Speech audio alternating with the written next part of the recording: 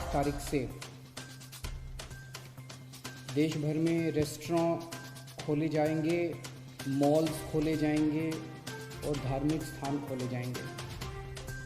दिल्ली सरकार भी केंद्र सरकार के उन्हीं आदेशों के मुताबिक कल से दिल्ली में रेस्टोरेंट, मॉल्स और धार्मिक स्थान खोलने जा रही है। लेकिन जब ये खोले जाएंगे तो वहाँ पे सोशल डिस्टेंसिंग के क्या क्या स्टेप्स उठाने होंगे, मास्क पहनना होगा, जितने भी एहतियात बरतने के लिए केंद्र सरकार की एक्सपर्ट्स ने, केंद्र सरकार ने जो आदेश दिए हैं, उन सारे स्टेप्स को दिल्ली सरकार लागू करने जा रही है और वो ऑर्डर अभी थोड़ी देर के बाद लागू हो जाएंगे। लेकिन दिल्ली में होटल्स और बैंकेट हॉल्स को अभी नहीं खोला जा रहा है, क्योंकि दिल्ली में बढ़ते हुए कोरोना के केसेस को ध्यान में रखते हुए आने वाले समय में हो सकता है हमें कई होटल्स और बैंकेट हॉल्स को हॉस्पिटल्स के साथ अटैच करके उनको हॉस्पिटल्स में कन्वर्ट करना पड़े। इसके मद्देनज़र अभी होटल्स और बैंकेट हॉल्स को नहीं खोला जा रहा। धीरे धीरे हम सब लोगों ने मिलके अपनी अर्थव्यवस्था तो खोल ली, बहुत सारी ढील दे दी लॉकडाउन के अंदर। लेकिन लॉकडाउन में ढील देने का ये मतलब नहीं है कि कोरोना ख़त्म हो गया। कोरोना भी बड़ी तेज़ी से बढ़ रहा है। इसीलिए मेरी आप सब लोगों से हाथ जोड़ के विनती है कि जो भी एहतियात बरतने के लिए 3 चीज़ें बार बार कही जा रही हैं, सोशल डिस्टेंसिंग बरतें, मास्क पहनें। मैं देखता हूँ कि कई लोग घर के बाहर निकल रहे हैं बिना मास्क पहने हुए। मास्क पहन के आप किसी पे एहसान नहीं कर रहे, मास्क पहन के आप अपने ऊपर एहसान कर रहे हैं। अगर आप एहतियात बरतेंगे तो आप कोरोना से बच सकते हैं। सोशल डिस्टेंसिंग, मास्क और बार बार हाथ को धोना, ये 3 चीज़ें अपने को अच्छे से करनी है।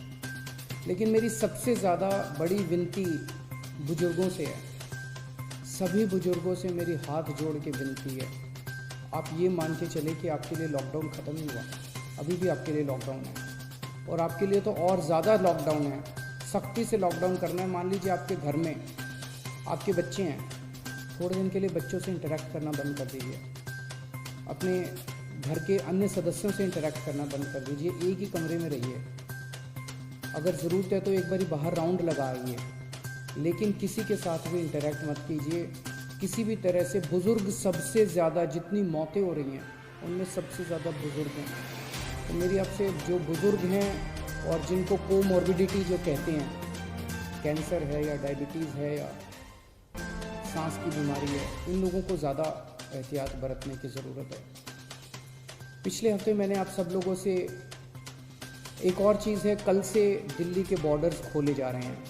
1 हफ्ता पहले हमने दिल्ली के बॉर्डर्स सील किए थे, इसलिए क्योंकि हमें ये लग रहा था कि अगर बॉर्डर्स खोल दिए तो देश भर से जो मरीज आएंगे और दिल्ली के अस्पतालों में इलाज कराएंगे, उससे दिल्ली के अस्पताल अभी जो कोरोना का इलाज कर रहे हैं, क्या उसको बर्दाश्त कर पाएंगे, क्या उस बर्डन को बर्दाश्त कर पाएंगे। इस वजह से बॉर्डर्स को सील किया गया था।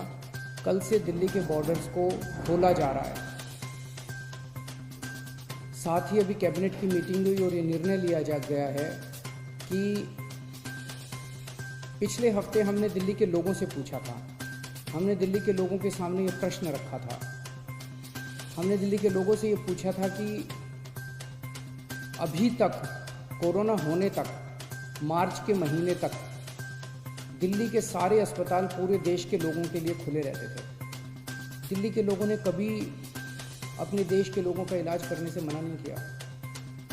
किसी भी वक्त हमारे दिल्ली के सारे अस्पतालों में लगभग 60-70% मरीज दिल्ली के बाहर से, देश भर से लोग आए हुए होते थे। हमने कभी मना नहीं किया। लेकिन इस वक्त दिल्ली खुद बहुत बड़ी समस्या में है। दिल्ली में कोरोना के केस बहुत तेज़ी से बढ़ रहे हैं और उसके इंतज़ाम करने के लिए दिल्ली सरकार, आपकी सरकार, बेड्स का इंतज़ाम कर रही है। चारों तरफ अस्पतालों में बेड्स का इंतज़ाम कर रही है। ऐसी स्थिति में अगर हमने दिल्ली के अस्पताल पूरे देश के लोगों के लिए खोल दिए तो दिल्ली के लोगों को जब कोरोना होगा तो वो कहाँ जाएंगे। इस पे हम लोगों ने जनता से विचार मांगे थे। 7.5 लाख लोगों ने अपने सुझाव भेजे और 90% से ज़्यादा लोगों का यही कहना था कि कोरोना तक, जब तक कोरोना है दिल्ली में, तब तक दिल्ली के अस्पताल केवल दिल्ली वालों के लिए रिजर्व होने चाहिए। उसके बाद हम लोगों ने एक 5 डॉक्टर्स की कमेटी बनाई। बड़े बड़े डॉक्टर्स थे। Doctor Mahesh Verma vice chancellor हैं आईपी यूनिवर्सिटी के, doctor Sunil Kumar medical director हैं जीटीबी हॉस्पिटल के, डॉक्टर अरुण गुप्ता ये प्रेसिडेंट हैं दिल्ली मेडिकल काउंसिल के, डॉक्टर आर.के. गुप्ता ये एक्स प्रेसिडेंट हैं दिल्ली मेडिकल एसोसिएशन के, डॉक्टर संदीप बुद्धिराजा ये ग्रुप मेडिकल डायरेक्टर हैं मैक्स हेल्थ केयर के। इन 5 लोगों की कमेटी ने विचार विमर्श करके और दिल्ली की जो मेडिकल इंफ्रास्ट्रक्चर है, हेल्थ इंफ्रास्ट्रक्चर है, उस पर नज़र डाल के उसको सारे को एसेस करके उन्होंने अपनी रिपोर्ट दी है। और रिपोर्ट में और बहुत सारी चीज़ें हैं, लेकिन उनका यही कहना है कि अगर दिल्ली में इस वक्त कोरोना के केसेस बहुत ज़्यादा बढ़ रहे हैं और जून के अंत तक दिल्ली को लगभग 15,000 बेड्स की ज़रूरत होगी। ये कहाँ से आएंगे? तो इसीलिए उनका ये सुझाव है कि दिल्ली के सारे अस्पताल केवल दिल्ली के लोगों के लिए कुछ महीनों के लिए होने चाहिए और दिल्ली के अस्पतालों को पूरे देश के लोगों के लिए फ़िलहाल नहीं खोलना चाहिए। उन्होंने ये कहा है कि अगर सब के लिए खोल दिया तो 3 दिन के अंदर आज जो 9,000 बेड दिल्ली सरकार ने कोविड के पेशेंट्स के लिए रखे हैं, ये मात्र 3 दिन के अंदर भर जाएंगे। इन सारी चीज़ों पे आज कैबिनेट ने गौर किया। अभी थोड़ी देर पहले हमारी कैबिनेट की मीटिंग थी और कैबिनेट ने गौर करके ये निर्णय लिया है कि हमें एक संतुलन बनाने की ज़रूरत है। दिल्ली सरकार में 10,000 बेड हैं, केंद्र सरकार में भी 10,000 बेड हैं। तो एक तरफ कल से हम बॉर्डर्स खोल देते हैं। बॉर्डर्स को खोलने के बाद दिल्ली सरकार के जो 10,000 दिल्ली सरकार के जो अस्पताल हैं, वो अस्पताल केवल दिल्ली के लोगों के लिए रिजर्व होने चाहिए। केंद्र सरकार के जो अस्पताल हैं उसमें भी 10,000 बेड्स हैं।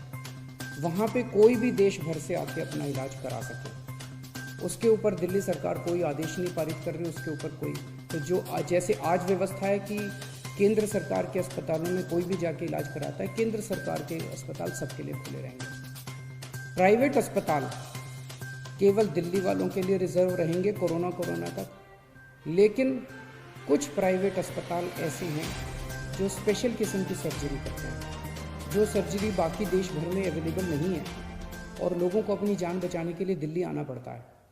जैसे ऑन्कोलॉजी सर्जरीज़ हैं, ट्रांसप्लांटेशन है, न्यूरो सर्जरीज़ हैं। इस किस्म की कुछ सर्जरीज़ जो कुछ चंद अस्पताल करते हैं, उन सर्जरीज़ के लिए देश भर से लोग अगर दिल्ली आके अपनी सर्जरी करवाते हैं, वो पूरे देश के लोगों के लिए खुला रहेगा। तो मुझे लगता है कि ये एक बैलेंस है जिसमें दिल्ली वालों के हितों की भी रक्षा होगी और देश भर से अपने जो नागरिक दिल्ली आके अपना इलाज कराना चाहते हैं, उनके हितों की भी रक्षा होगी।